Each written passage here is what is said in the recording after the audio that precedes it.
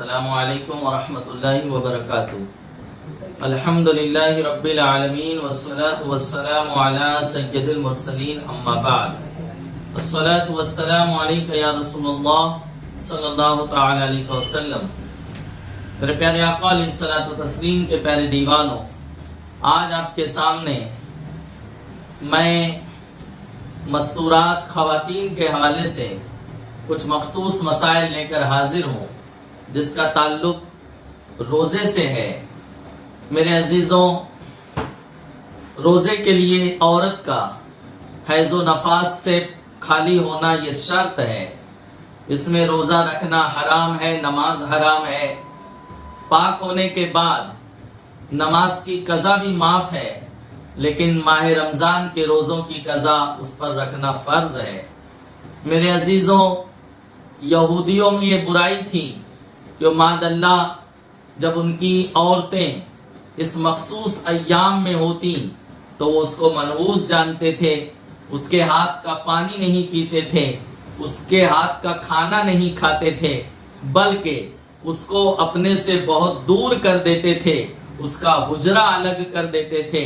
ان کا یہ حال تھا۔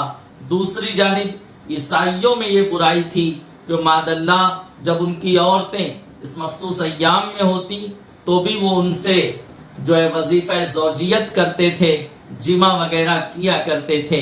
اس پر سوال ہوا تو اللہ عز و جل شانہ نے سورہ بقرہ آیت نمبر 222 میں اس کا حکم نازل فرمایا، اور رب نے فرمایا، اے محبوب، تم سے حیض کے بارے میں لوگ سوال کرتے ہیں، تم فرما دو وہ گندی چیز ہے، تو حیض میں عورتوں سے بچو اور ان سے قربت نہ کرو جب تک وہ پاک نہ ہو لیں۔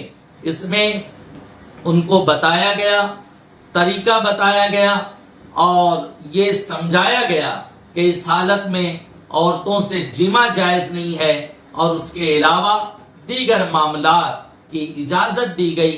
خود سیدہ عائشہ صدیقہ رضی اللہ تعالی عنہا اس مخصوص ایام میں ہوتی تھیں، اور تاجدار کائنات علیہ السلام ان کے ساتھ کھانا وغیرہ تناول فرماتے تھے، بلکہ ماں عائشہ فرماتی ہیں، ہڈی پر جہاں گوشت لگا ہوتا میں اس گوشت کو جہاں سے نوچتی تھی، تاجدار کائنات علیہ السلام بھی اپنا دہن مبارک اسی جگہ لگا کر گوشت تناول فرماتے تھے۔ میں اس مخصوص ایام میں ہوتی تھی اور فرماتی ہیں، برتن سے میں جہاں سے پانی پیتی تھی، تاجدار کائنات علیہ السلام اسی برتن سے اسی جگہ اپنے لب مبارک کو لگا کر پانی نوش فرماتے تھے۔ یہاں تک کہ فرماتی ہیں، میں آقا علیہ السلام کا سر اقدس اس مخصوص ایام میں بھی دھول دیا کرتی تھی۔ حضور علیہ السلام اعتکاف میں ہوتے تھے اور کھڑکی سے اپنا سر اقدس باہر کر دیتے تھے، اور میں اپنے حجرے میں رہ کر، حالانکہ میں اس مخصوص ایام میں ہوتی تھی، اور تاجدار کائنات علیہ السلام کا سر اقدس دھو دیا کرتی تھی۔ تو پتا چلا ماد اللہ رب العالمین اس مخصوص ایام میں جو عورتیں ہوتی ہیں پیریڈ کے ایام میں، تو ماد اللہ انہیں منحوس نہیں سمجھا جائے، وہ ہر طرح کا کھانا بنا سکتی ہیں، نیاز کا کھانا ہو، فاتحہ کا کھانا ہو۔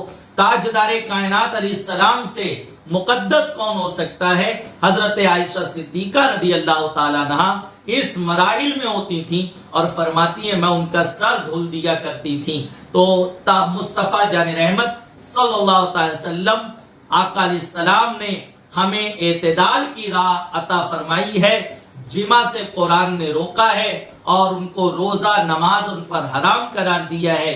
اس کے علاوہ ان کے ساتھ بیٹھنا، کھانا پینا وغیرہ، بلکہ ماں عائشہ فرماتی ہیں، میں اس مخصوص ایام میں ہوتی تھی اور تاجدار کائنات علیہ السلام میری گود پر تکیہ لگا کر قرآن مقدس کی تلاوت فرماتے تھے۔ اس سے آپ اندازہ لگائیں تو پتا چلا معاذ اللہ یہ اس مخصوص ایام میں، یعنی MC کے ایام میں اگر کوئی عورت ہوتی ہے تو بس اس کو روزہ رکھنا، نماز حرام ہے، عمل زوجیت اس کے ساتھ نہیں کیا جائے گا۔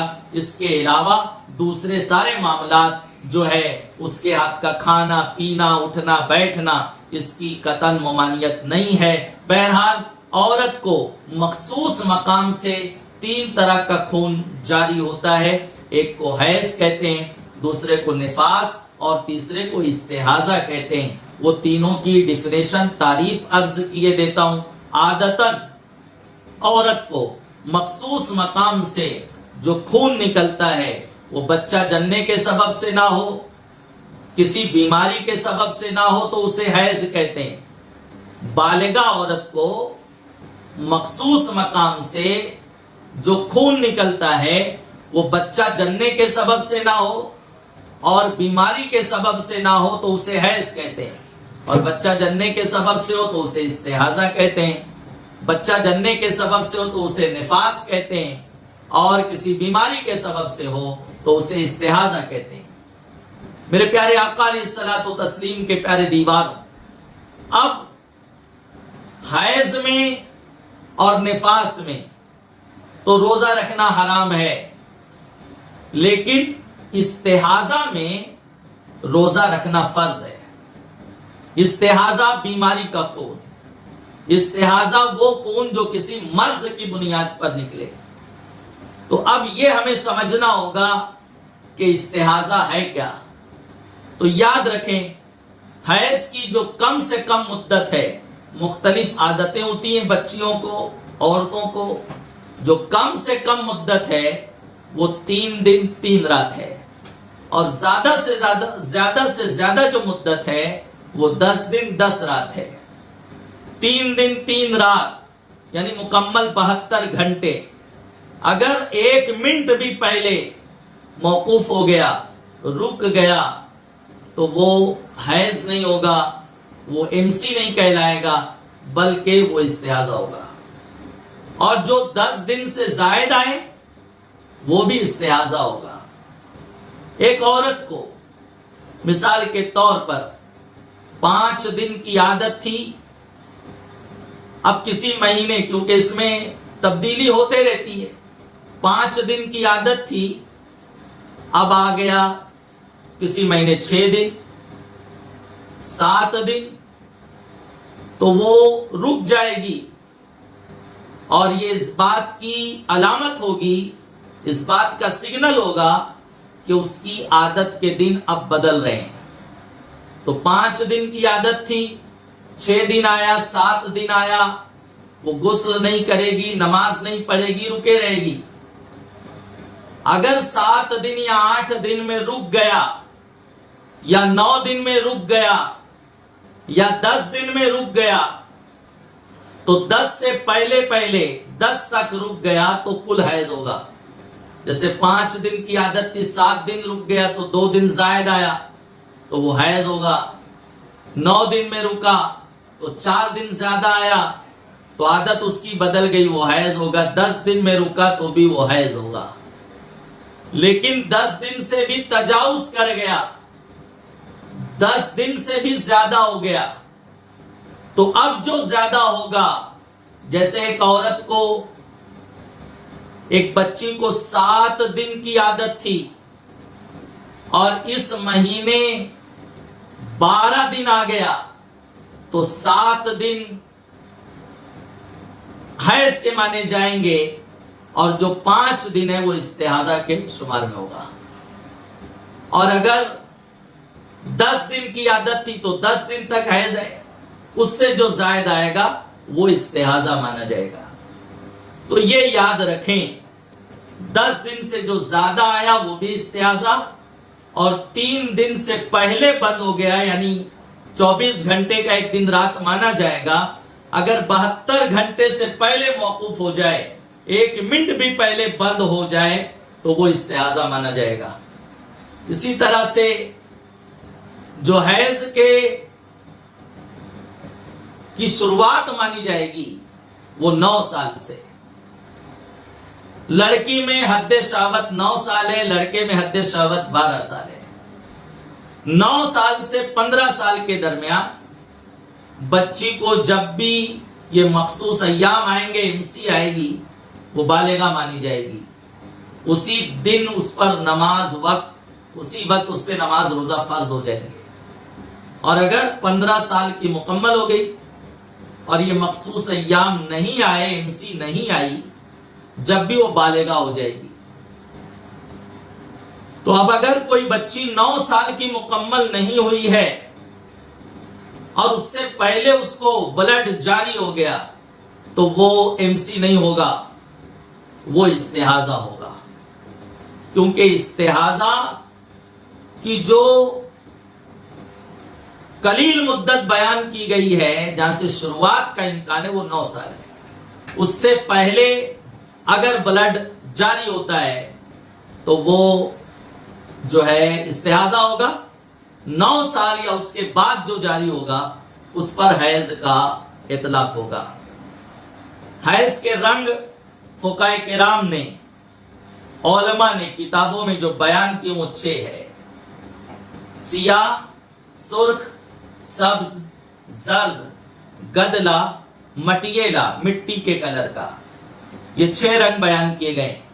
رہا سفید رنگت کا پانی، اگر عورت کو مخصوص مقام سے جاری ہوتا ہے تو وہ پانی بھی پاک ہے اور اس سے روزے نماز پر کچھ اثر نہیں ہوگا، بلکہ اس سے وضو بھی نہیں ٹوٹے گا، سفید رنگ کا پانی۔ اسی طرح سے ایک دوسرا خون جو عورت کو مخصوص مقام سے نکلتا ہے بچہ جننے کے بعد، جس کو نفاس کہتے ہیں۔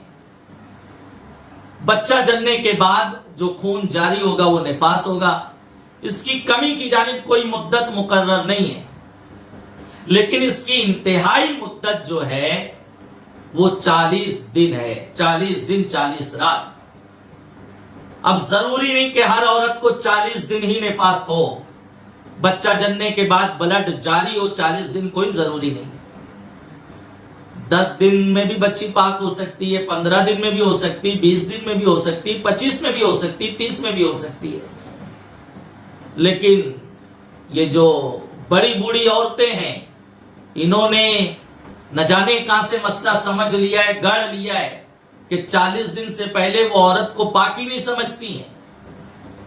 حالانکہ بچی پاک ہو گئی ہے، 10 دن میں بلڈ بند ہو گیا ہے، غسل کر کے نماز پڑھنا اس پہ فرض ہے، رمضان شریف کا روزہ فرض ہے، لیکن یہ رکھنے نہیں دیتی، کرنے نہیں دیتی۔ جو ان کا حکم مانیں گی ماد اللہ وہ گناہ کبیرہ کی مرتکب ہوں گی، اور یہ خود گناہ کبیرہ کو دعوت دیں گی اور یہ اس کی شکار ہوں گی، ماد اللہ رب العالمین۔ تو نفاس بچہ جننے کے بعد جو خون آئے گا وہ نفاس کہلائے گا۔ اب مثال کے طور پر بچہ پیدا ہوا، اسے 25 دن تک بلڈ جاری رہا، تو 25 دن ہونے کے بعد رک گیا تو اب وہ غسل کر لے، وہ پاک ہو گئی۔ اب اسے چاہیے کہ وہ بچہ پیدا ہونے کے بعد جو پہلی مرتبہ جو اسے نفاس کتنا دن آیا تھا وہ اس کو نوٹ کر لے، یاد رکھے، لکھ لے۔ یہ آئندہ جب زچگی کے بچے کی ولادت کے ڈیلیوری کے معاملات ہوں گے تو یہ اکثر جو ہے پہلے کی عادت پر موقوف ہوں گے، لہذا اس کو یاد رکھا جائے۔ اب سال 2 سال بعد دوسری مرتبہ بچہ پیدا ہوا تو اب یہ دیکھا جائے گا کہ نفاس کتنا دن ہے۔ پہلی ڈیلیوری میں 25 دن آیا تھا، اب اس ڈیلیوری میں 25 کو کراس کر گیا، جیسے 30 دن تک آیا، اس کے بعد بند ہو گیا تو 30 دن تک نفاس ہوگا، یا 35 دن آیا یا 40 دن آیا تو 40 دن تک نفاس ہوگا۔ اس سے جو زائد آئے، اگر 40 دن سے زیادہ آ گیا تو اب یہ دیکھا جائے گا اس کی عادت 25 دن تھی اور اس مرتبہ 45 دن آ گیا تو 25 دن جو ہے وہ نفاس کے مانے جائیں گے، اور اس سے جو زیادہ آیا ہے یعنی 45 دن آیا، 20 دن جو زائد آیا ہے وہ استحاضہ کا مانا جائے گا، وہ استحاضہ ہوگا۔ تو عادت سے اگر 40 دن تک آئے تو نفاس ہوگا، اور اس سے زیادہ کراس کر جائے تو پہلی ڈیلیوری کی جو عادت تھی اس حساب سے دن گنے جائیں گے، اتنے دن تک نفاس ہوگا، اور اس سے جو زائد ہوگا وہ استحاضہ ہوگا۔ تو یہ استحاضہ کی تفصیل میں نے آپ کے سامنے بیان کر دی ہے میں معافی چاہوں گا اگر کلام میں بات سمجھانے میں نے حیا کے ماحول میں بات کرنا چاہی ہے، لیکن ہر جگہ اشارے سے گزرنے پر ممکن ہے بات سمجھ میں نہ آئے، اس لیے کچھ وضاحت کر دی ہے۔ یہ آپ یاد رکھیں، استحاضہ والی خاتون، استحاضہ والی عورت، اسے روزہ رکھنا فرض ہے، نماز پڑھنا فرض ہے۔ یہ اس لیے عرض کیا ہے تاکہ تمیز کی جا سکے کہ جو بلڈ جاری ہے وہ کون سا ہے۔ حیض کا ہے تو اس میں روزہ رکھنا حرام ہوگا، نماز پڑھنا حرام ہوگا، ایسی عورت سے صحبت حرام ہوگی۔ لیکن استحاضہ ہے تو روزہ رکھنا فرض ہے، نماز پڑھنا فرض ہے۔ اب بچیاں یہی نہیں جانتی ہیں کہ استحاضہ کیا ہے، یہ بیماری کا خون ہے، اس میں روزہ رکھنا نماز پڑھنے کا حکم ہے، بلکہ فرض ہے۔ نہیں پڑھیں گی تو گنہگار ہوں گی، نہیں پڑھیں گی تو عذاب کے مستحق ہوں گی۔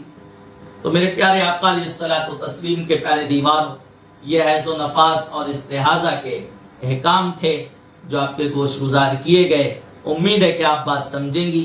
اللہ تعالی مسائل شریعہ کی سمجھ عطا فرمائے اور ہمیں اپنے روزوں کی محافظت کی توفیق عطا فرمائے۔ السلام علیکم ورحمۃ اللہ وبرکاتہ۔